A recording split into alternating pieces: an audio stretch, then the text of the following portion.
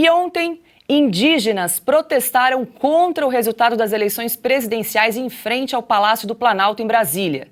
Imagens mostravam indígenas proferindo ofensas contra Luiz Inácio Lula da Silva. Em discurso, o cacique Sererê, da tribo Chavante, disse, abre aspas, Lula não vai tomar posse. Forças Armadas salvem o Brasil. Eles querem roubar o Brasil e vender a Amazônia. Lula representa tudo de pior para o Brasil. Infelizmente, o Supremo Tribunal Federal tirou esse bandido da cadeia para roubar os nossos votos, fecha aspas. O grupo é vinculado ao acampamento em frente ao quartel-general do Exército em Brasília, onde pessoas se manifestam pacificamente contra o resultado das eleições. Veja um trecho.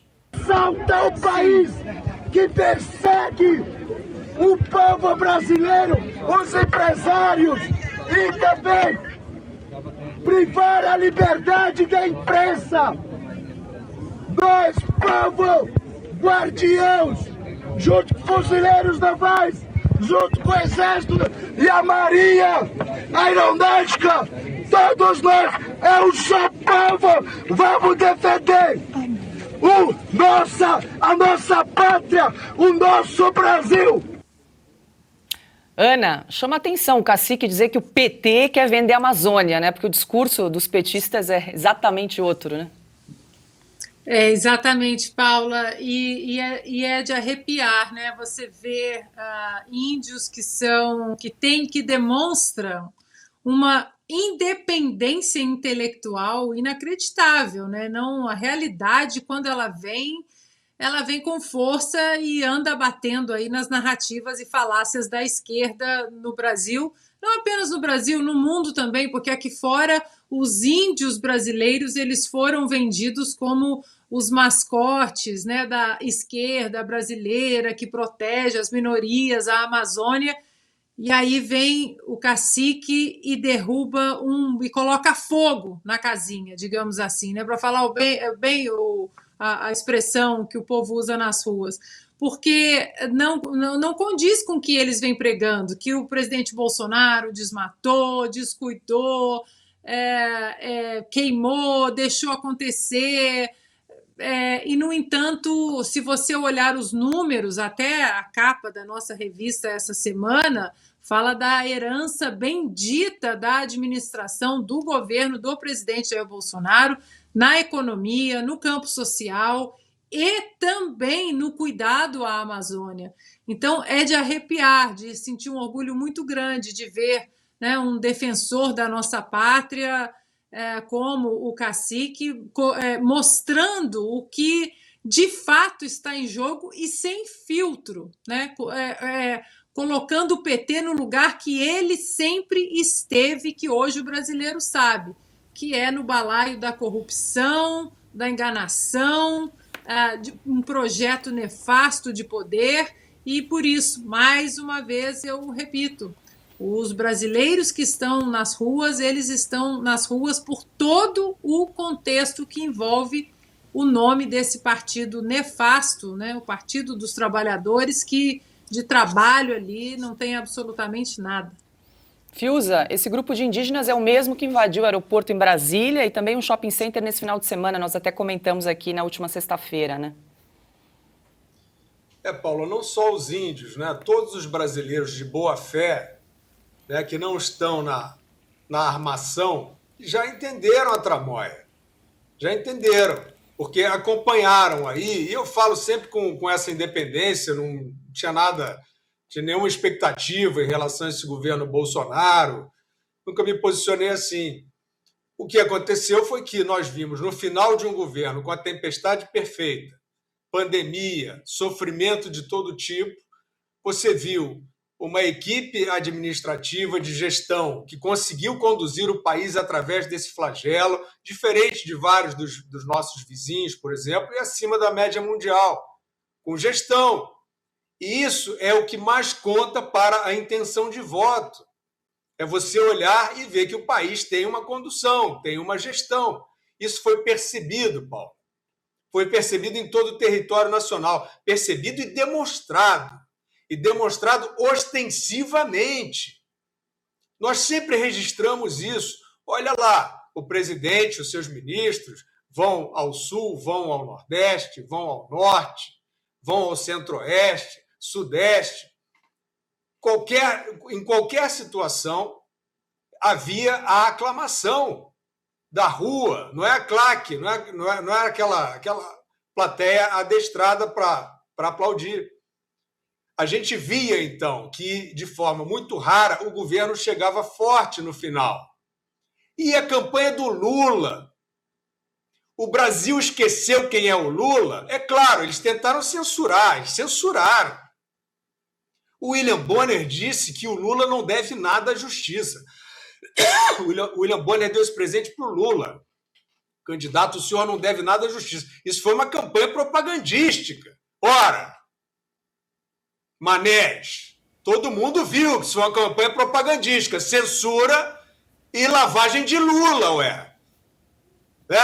Não, descondenado, o Lula está ótimo, que é mentira. Vocês acham que os índios, os caboclos, os brancos, os camponeses, os brasileiros, vocês acham que eles esqueceram o que o Lula fez? Vocês acham que ele deu ao Lula votação recorde? Isso é uma afronta.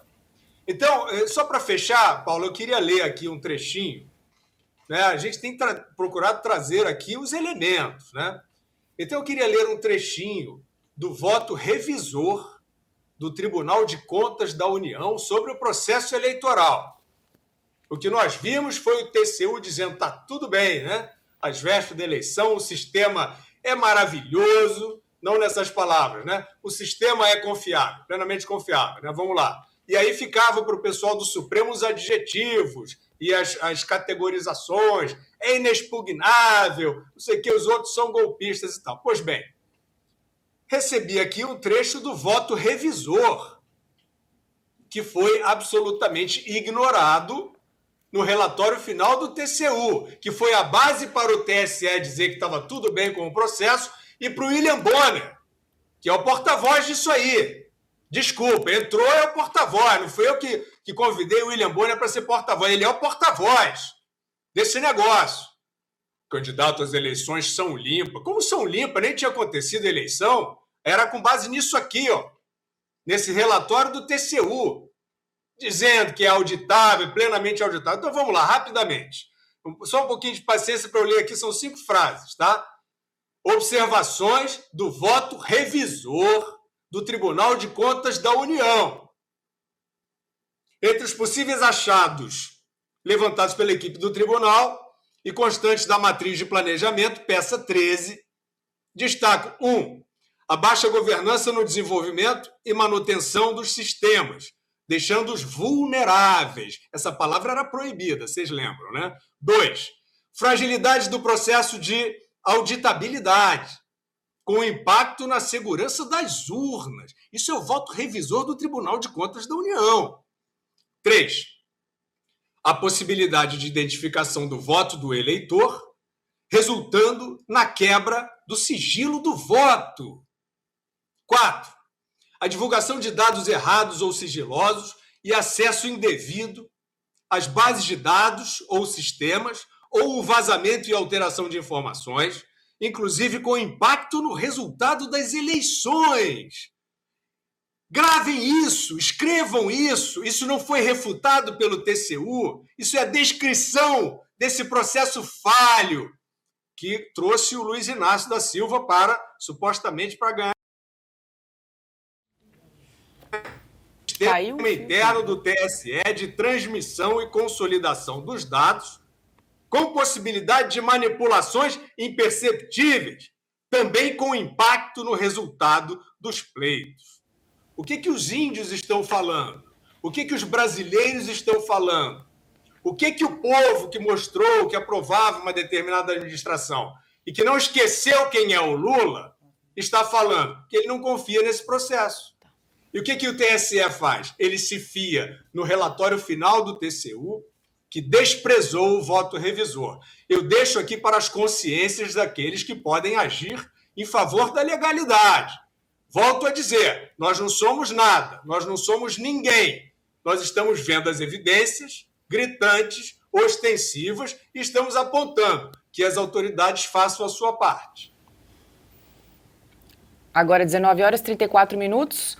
O Augusto vai comentar e logo mais a gente vai conversar com a deputada federal Bia Kicis. E aí, Augusto, os indígenas não querem mais o Lula? Rapidamente, o Lula conhece índio de escola de samba. Todos esses esquerdistas, inclusive as ONGs. A Sônia Guajajara me apareceu naquele piquenique do Egito com um cocar ali que eu só vi na Sapucaí. Nunca vi isso em tribo nenhuma, não. O índio não tem tempo para fazer um cocar daqueles. Aliás, a Guajajara, que é a grande representante dos indígenas do PT, essa não veio em Igarapé há quanto tempo? O que você acha?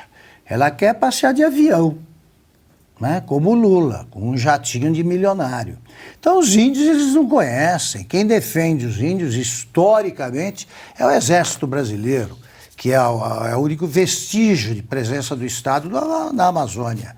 O PT só aparece por lá para receber dinheiro que vem da Noruega ou da Alemanha pelas ONGs. Só isso.